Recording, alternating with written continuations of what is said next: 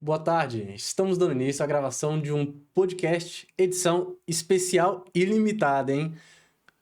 Limitada a tirar dúvidas que todos os que acompanham o Instagram da 49 devem querer saber. E hoje é papo reto, aqui sem script, direto ao ponto, né? E estamos aqui com o Leandro Piazza, CEO e fundador da 49 Educação. Prazer recebê-lo aqui, Leandro. Fala, Lucas. Beleza, irmão? Tudo bem? Pô, prazer meu. Sempre que a gente for falar de empreendedorismo, sempre que a gente trouxer essa temática aí do que não se aprende na faculdade, a 49 vai estar junto, porque na nossa visão é um empreendedor que muda o mundo. Então, na realidade, vamos lá, é um empreendedor que muda o mundo. É uma universidade não tradicional, né?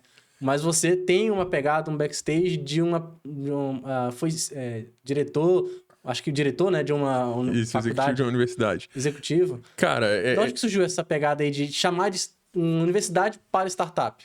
Então, cara, acho que essa história é longa, mas vale a pena ser contada. Tudo começa lá no banco da escola, quando eu era estudante, desde o colégio, cara. Eu ficava me imaginando dando aula e eu não entendia por que o professor não soltava uma piada, uma rima. Porque, pô, a aula era muito chata, assim, né? Então, era sempre 2 mais 2 são 4, quem descobriu o Brasil? E por que não tinha um momento descontraído? Por que não era mais lúdico? Por que o formato de aprendizagem era sempre professor, quadro negro, giz, alguma projeção? Cara, isso não engaja o aluno. Eu dormia na aula, não sei você, não sei vocês, mas eu dormia muito na aula. E eu sempre quis fazer uma aula diferente, até que eu cheguei a professor universitário e na época que eu cheguei, estava muito em voga soft skills. Começou a onda das soft skills, né? Eu sou precursor dessa onda. E também project-based learning, ou problem-based learning. Aprendizagem baseada em resolução de problemas, ou uma aprendizagem onde o aluno, em vez de ter que pegar uma prova, uma folha e anotar ali um gabarito, ele fosse avaliado por um projeto que ele fizesse. E os meus projetos na universidade sempre tiveram ligados a empreendedorismo. Então, tem uma marca que todo mundo conhece, que é a Mormai. Numa das minhas turmas lá, os alunos foram na Mormai, analisaram todo o portfólio de produto, viram que na época estava no hype lá do stand-up paddle lá, galera remando na prancha, e a Mormai tinha toda a linha, só não tinha a roupinha de borracha para o cachorro. E os meus alunos chegam e falam, né, pra galera lá da Mormai que estava nos atendendo, pô, tem que ter na linha de produto não só o neoprene do surfista, mas também do cachorro que o acompanha. Cara, isso é uma análise de portfólio de produto, isso é uma percepção sobre o uso do teu produto pelo teu ICP, isso é um estudo de linha de produto que faz sentido, isso vale muito mais do que gabaritar uma prova de quem descobriu o Brasil. E aí, cara, como essa universidade era em Santa Catarina e eu venho desse ecossistema de Florianópolis, que é um ecossistema muito rico em startups, eu, enquanto gestor lá da universidade, me perguntei, por que a gente não tem uma universidade de startups? Por que a gente está de costa? Por que o empreendedor ele vai formar fora do banco da universidade? Na universidade ele aprende o 2 mais 2 são 4, o Taylor, o Fayol, o Toyota, o Peter Drucker, o Philip Kotler, legal, bacana. Mas, cara, como que ele aprende a botar a mão na massa? O aluno, bem dizer, sai de uma universidade sem saber abrir um CNPJ. Ele não sabe o trâmite burocrático de botar uma empresa em pé. E não é porque eu gosto de burocracia, mas é porque é uma aprendizagem prática. Então a gente forçava, os alunos abriam MEI, microempreendedor individual, na época não era nem online, iam para a fila do Sebrae, rodavam um projeto, manufaturavam brigadeiro e vendiam brigadeiro no seu MEI. Eu sempre exercitei o Project Based Learning, e aí quando teve esse boom das startups aqui em Santa Catarina, o Brasil surfou a onda, né? O empreendedorismo tradicional deu lugar ao formato das startups. E aí eu não podia ficar de fora. Tentei dentro da universidade fazer uma universidade de startups regulada dentro da universidade, com o apoio do MEC, regulamentada pelo MEC. Não consegui passar uma ementa no MEC, porque o regulatório é muito forte, é muito atrasado. Então tinha o Taylor, tinha o Fayol, tinha o Toyota, tinha a TGA, tinha a contabilidade por razonete, o método de valorar, de fazer o valuation de uma startup, de uma empresa, era fluxo de caixa descontado. Em startups a gente falava de múltiplos de receita. Existia uma desconexão entre o que o MEC, o Ministério da Educação, permitia que fosse ministrado em sala de aula e o que eu queria fazer. Então surge a ideia de criar a 49 Educação, a primeira startup university do Brasil. Não nos denominamos, botamos o nome em inglês, não em português, justamente porque a gente queria mostrar que a gente não é regulamentado. Mas, cara, o que a gente entrega de conteúdo prático, nenhuma universidade no Brasil entrega. De fato, a gente tem um formato de aceleração de negócios, de aceleração de startups, que dentro do ecossistema da 49 Educação, dentro do nosso processo de aceleração, você aprende o que nenhuma universidade vai te ensinar. Então, são N casos de estudantes, de alunos, de empreendedores que entraram na 49, passaram pelo processo de aceleração e captaram investimento com um investidor profissional, com Venture Capital. Isso muda o jogo. Porque não fica... Imagina se você pudesse pagar a sua mensalidade da universidade com a garantia que no final do teu processo você sairia empregado ou alguém sairia investindo no teu sonho empreendedor. Pô, a gente fez isso, mais de 100 empreendedores que passaram pela formação da 49 conseguiram investimento ao final do nosso processo de aceleração. Isso muda o jogo. Tá, mas deixa eu fazer uma perguntinha aqui, tá? Pra quem não conhece, eu vou dar um de desconhecido aqui, porque é uma pergunta que não quer calar. Na bio da 49 tá escrito assim: mais de 2.000 startups aceleradas, 1 bilhão de portfólio na Startup University, Top 1 Educação Startup Award. Mas deixa eu te perguntar, existe fórmula mágica para poder chegar nesses números? São 8 semanas, né? Eu dei uma olhada lá no site. Brincadeira, eu cheguei a fazer o curso com eles aqui, aprendi bastante, cresci como pessoa e como empresário, mas para quem não conhece, 8 semanas, dá para aprender o que em 8 semanas? O que é uma aceleração? Porque é acelerado nessas 8 semanas? É pauleira, mas tem fórmula mágica para poder fazer uma startup, talvez, um dos slogans que eu vi lá no Instagram é do zero até a captação de investimento. Tirou do zero, vai acelerar. O quanto que é possível acelerar? Bora, vamos lá. Então, empreendedorismo não é ciência. Empreendedorismo é empírico. Então, é um conhecimento tácito. Você vai trazer diversos empreendedores aqui para conversar com você. Cada um pelo seu caminho chegou lá de um jeito. Antes de a gente começar a 49 Educação, eu fiquei 6 meses estudando na Universidade de Stanford. Stanford é a universidade que mais formou unicórnios, que são startups que chegam ao valor de mercado de $1 bilhão. Qual era a minha tese de estudo lá em Stanford? Como que a gente constrói um playbook, como que a gente constrói um manual para que esse negócio tácito, empírico, que é empreendedorismo, siga um roadmap, siga um roteiro de sucesso para o lançamento de uma startup. Isso acontece, existem outras metodologias. Existe o Lean Startup, a startup enxuta do Eric Ries. Existe o programa do Founder Institute, que tem uma metodologia de criação de negócio rápido. O próprio Design Thinking, existem design sprints e hackathons para você conseguir criar muito rápido um negócio. A Techstars tem a metodologia do Startup Weekend e também do Startup Week, que rola lá nos Estados Unidos, para que você, em uma semana, em um fim de semana, você prototipe um negócio. Eu fui lá estudar todos esses caras a fundo. Então, imagina o seguinte, cara. Um negócio é você ler historinha de tubarão. Outra coisa é você mergulhar no mar com todas as espécies, inclusive o tubarão branco. Eu fui para o Vale do Silício, eu mergulhei profundamente em todos esses caras, no Founder Institute, na Techstars, na iCombinator, na Draper University, na Singularity University, em Stanford, em Berkeley. Eu fui, cara, nadar com os tubarões mesmo e entender como é que esses caras conseguem transformar o empírico do empreendedorismo em um playbook, em um roadmap de desenvolvimento. Um passo a passo, para quem não entende de inglês, né? Um passo a passo. E esse passo a passo é super consistente. Ele é testado, ele é validado. Por quê? Porque ele pega boas práticas. Vamos dar um exemplo. Você vai edificar uma casa. É melhor você falar lá para a equipe de construtores, faz aí do teu jeito, ou seguir o projeto arquitetônico, o projeto de engenharia. a gente segue um projeto de engenharia que são 8 passos em 8 semanas, altamente validados por empreendedores do mundo inteiro. E a gente conseguiu êxito. Em 2.000 startups aceleradas, mais de 100 foram investidas. Você falou aí 1 bilhão de valor de portfólio. Quanto vale um negócio? Se eu perguntar para você, quanto vale o Bora Empreender? Se você me perguntar, quanto vale a 49? Se eu perguntar para você, quanto vale o seu negócio? Cara, existem várias modelagens financeiras para chegar num valuation, mas uma é imbatível. Oferta e demanda é imbatível. Então, se um investidor paga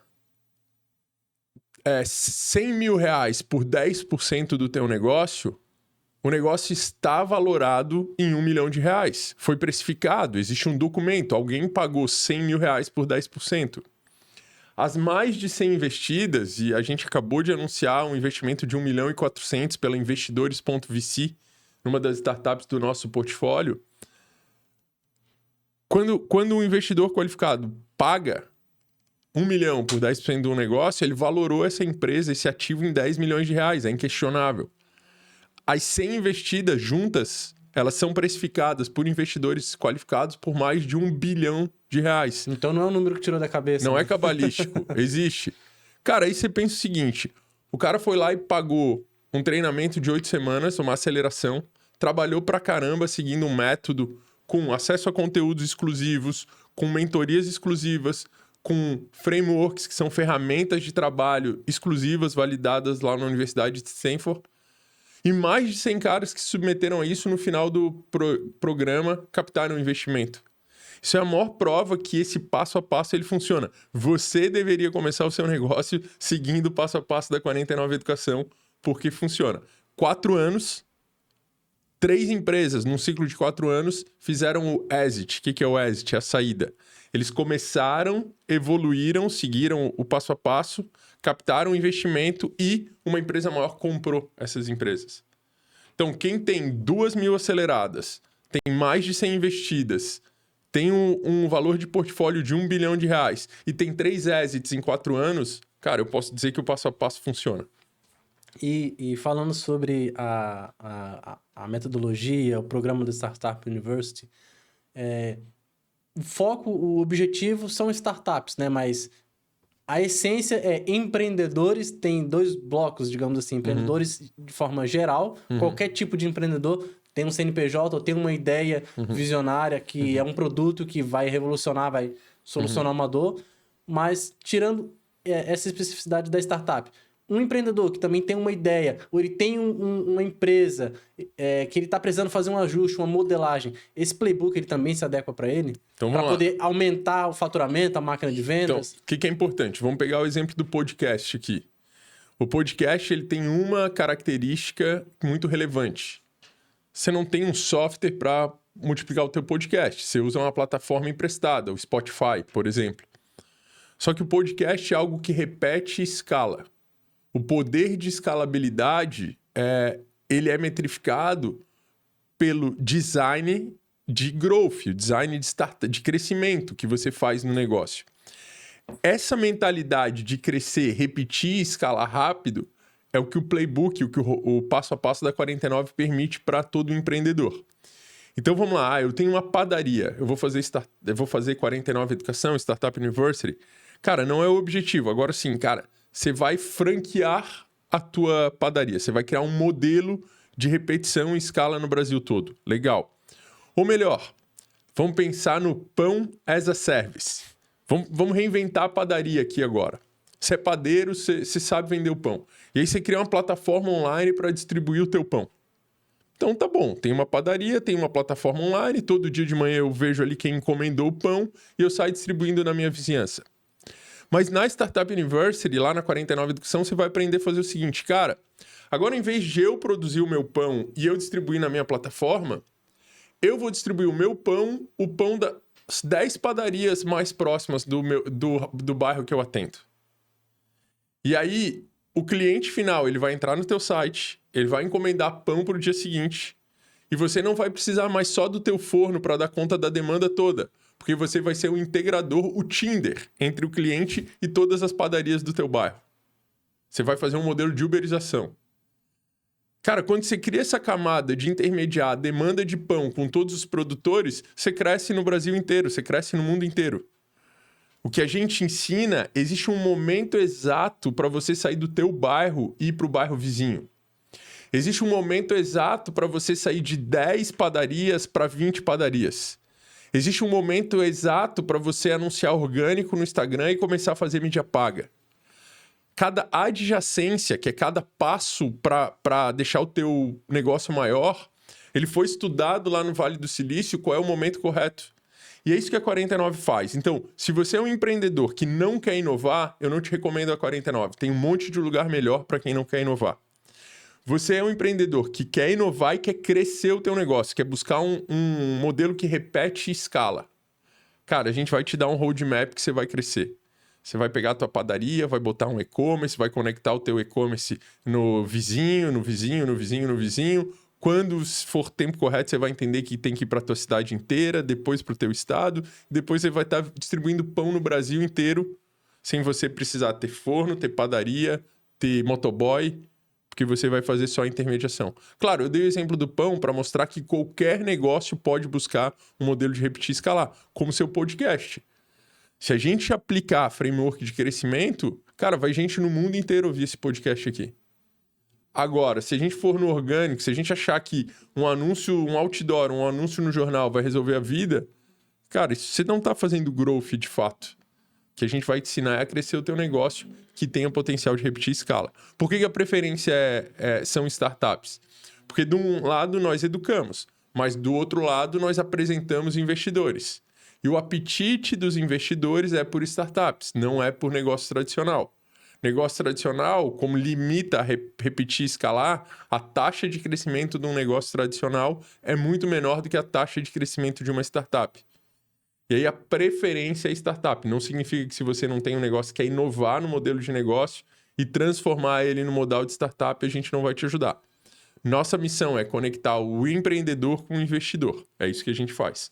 Perfeito. E uma pergunta que eu acho relevante trazer aqui, falando, talvez, o empreendedor no ramo de startup, quais são os maiores erros que você percebe assim, nesses anos já dando mentoria, desde que criou a 49, que os founders, os CEOs cometem e depois de tanto bater cabeça eles percebem que, pô, só faltava fazer esse ajuste assim, se pudesse listar ali. Cara, isso é impressionante, né, cara? Porque faz 4 anos que existe a 49, 4 anos que eu respondo a pergunta e ninguém aprende, Lucas. Cara, como é que a galera pode errar? É mais ou menos assim, pô, eu tô de dieta, eu preciso perder peso e toda noite eu janto lasanha e macarronada e não entendo por que eu não tô perdendo peso.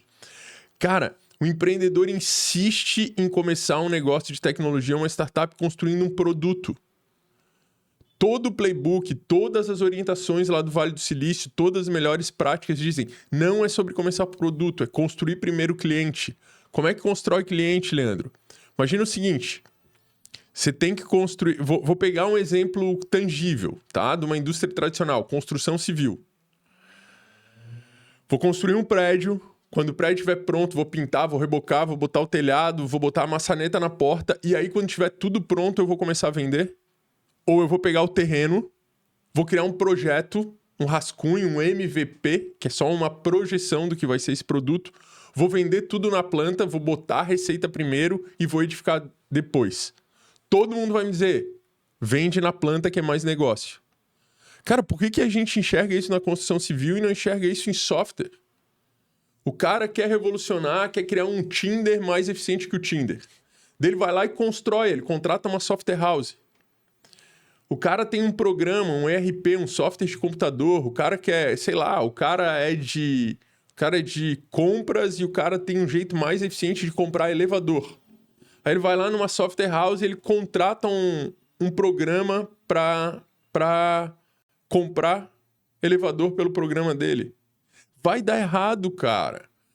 Porra, por que ele não abre um site... Vai lá nas construtoras que compram elevador, que já são do relacionamento dele, e diz assim, compre o seu elevador aqui, deixe os seus dados. Eu vou dar um exemplo de quem fez isso muito bem, um exemplo de como que é a cabeça de startup. Você lembra do Groupon? Groupon era uma plataforma de desconto. Sim, sim. E aí tinha um problema no Groupon. Existiam alguns restaurantes que estavam no Groupon, que precisavam de demanda.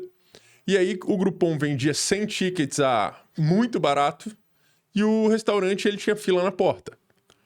Só que o restaurante premium, que não tinha problema de falta de demanda, ele não queria abrir para o Groupon. Para que ele ia abrir? Para que ele ia vender mais barato? O que o Groupon fazia? Ele estudava que terça-feira, por exemplo, era o dia de menor demanda daquele restaurante. E ele queria muito lá o sushi premium de São Paulo. E eu falava, não vou abrir, vou segurar a terça-feira, não vou abrir nem na terça-feira. O Groupon ia lá e ele abria uma janela, um pop-up lá, um espaço no Groupon, e ele dizia assim, olha, o restaurante sushi chique, coisa e tal, terá Groupon na terça-feira. Estamos abrindo fila de espera, ainda não está disponível. Cara, ele chegava lá no gerente e ele falava, chegava na quarta, qual foi o teu faturamento de terça-feira? O faturamento de terça-feira foi 100 mil. Então, em ticket de Groupon aqui, eu te provo que você teria tido 200 mil de faturamento se você tivesse usado os nossos tickets. Olha as 1.000 pessoas aqui que queriam comprar. Cara, era inevitável esse cara fechar com o Groupon. Primeiro o cara construiu a demanda. Primeiro o cara construiu a receita. Depois o cara construiu o produto. Depois ele foi fazer contrato. Depois ele foi botar o anúncio no ar. Depois ele foi pilotar lá a entrega do cupom do Groupon. Mas ele andou com a receita na frente. Cara, o maior defeito que o founder tem é não construir receita antes de despesa. Você quer mudar isso no seu negócio? Cara, faz 49 Educação. Mas assim, ó, uma perguntinha, né?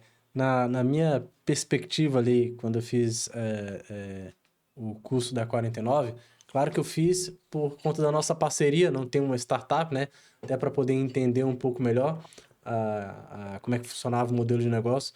Mas assim, eu percebo que existem alguns grupos de founders. Tem um founder visionário, né? Que ele ainda não testou, nem criou o produto, tá só na cabeça dele. Tem o founder, que é o early stage, que tá dando os primeiros passos dele, né? Ele criou a startup, ainda é um bebê. Agora está se alimentando para poder crescer. E tem aqueles que já estão um pouco antes do êxito, já estão grande, mas também estão precisando ter um contato com a pessoa certa que vai conectar ele com os big players para poder fazer o investimento e fazer a ponte. Para cada um desses tipos, assim, você mencionou que talvez o erro de quem está lá no early stage, quem talvez ainda nem criou, que é fazer o MVP. Sim.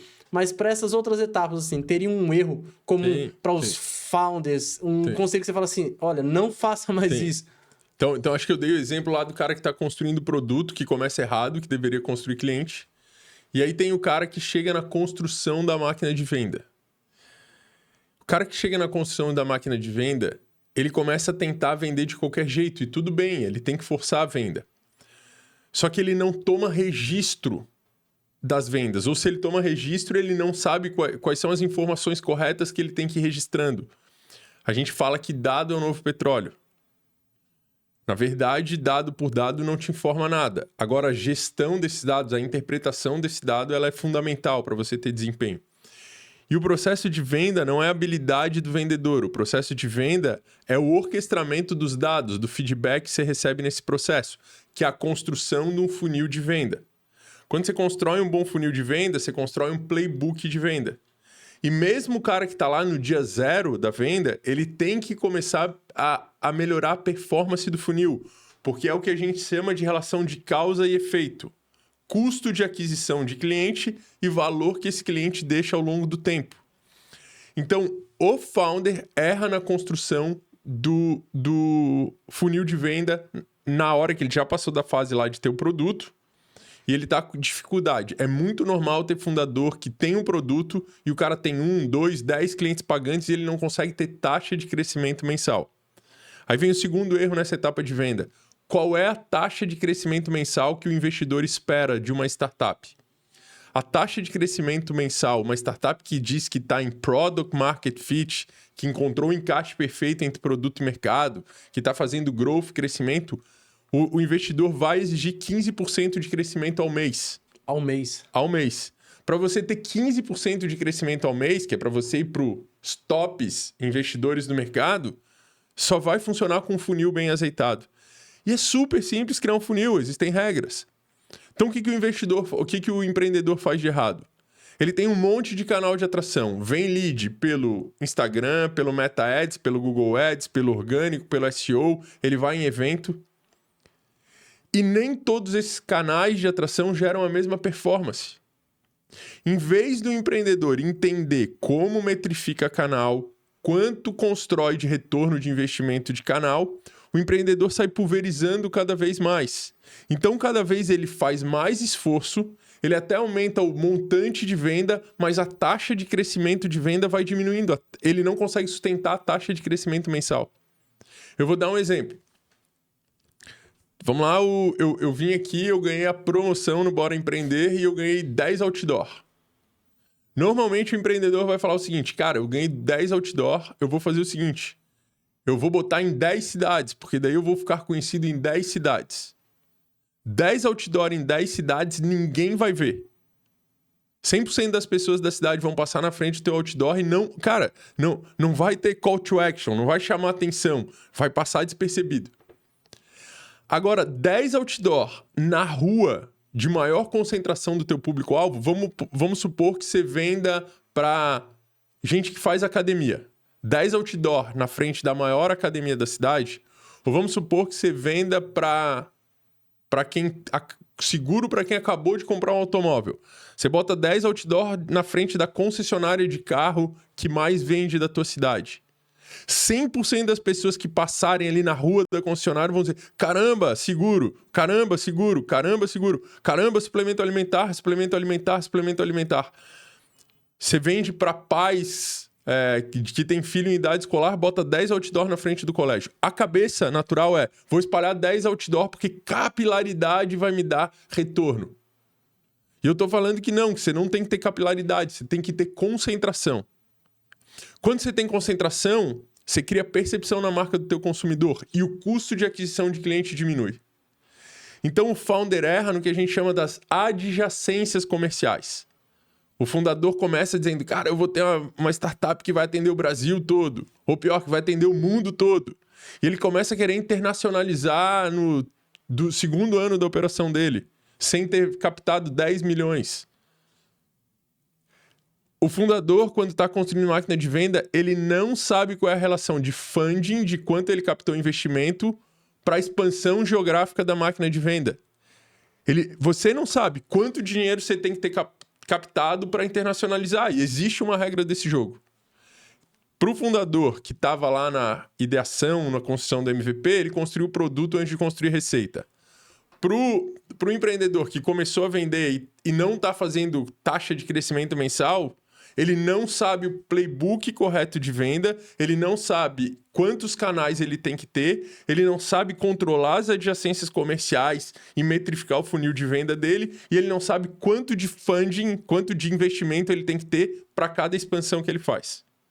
E aí a gente tem o último estágio, que é o cara que, beleza, ele já construiu o MVP, ele já criou uma máquina de venda, ele está crescendo 15% ao mês, e ele tem que captar investimento. E esse cara não sabe fazer captação de investimento, ele não sabe fazer fundraising. E ele fala para mim, cara, tá tranquilo, eu tô conversando com o investidor. Cara, não é tem que conversar com 100. Existe um funil. Essa indústria aqui de investimento é a indústria de venture capital. Existe um funil, existe uma métrica para a gente saber que você vai fechar uma rodada. Então, quando você está falando em fundraising, você tem que saber construir um pipeline de investidores. Tem que ter, no mínimo, 100 investidores no teu pipeline. Você tem que saber cruzar a tese de captação de investimento com a tese de quem está investindo. Você tem que saber fazer o nível de reporte. Você tem que saber todos os pontos de contato. Como é que você faz a primeira reunião, como é que você faz a segunda reunião, a terceira reunião. Depois, se as reuniões evoluíram, você tem que saber como é que você constrói um memorando de intenções e quais são as regras. Depois de construir um memorando de intenções, você tem lá um contrato onde você tem uma sopa de letrinha, e aí não foge do inglês, liquidation preference, drag along, tag along. Cara, é tão complexo o processo de captação de investimento. E aí você olha lá os cases da 49... Otimiza, terminou a 49, não fez fundraising. A 49 tinha um investidor lá esperando, botou 5 milhões na Otimiza. Você olha o Antônio da Flash, terminou a 49, abriu o roadshow, 80% captado em 15 dias de roadshow. Você olha a Realize, investida pelo Investidores VC, fechou rodada, conheceu a Realize na banca de Demo Day da 49 Educação, de demonstração das startups. Você pega a BMax entrou na 49, construiu, cara, seguiu todos os passos, construiu primeiro demanda, depois produto. Criou uma máquina de venda absurda. Quando eles chegaram na 49, o marketplace deles lá movimentava R$1 milhão por ano. Ano passado, final de 2023, eles fecharam o marketplace deles movimentando R$500 milhões. Eles foram investidos pelo Thiago Mascarenhas. Adivinha onde que eles conheceram o Thiago Mascarenhas? No Demo Day da 49 Educação.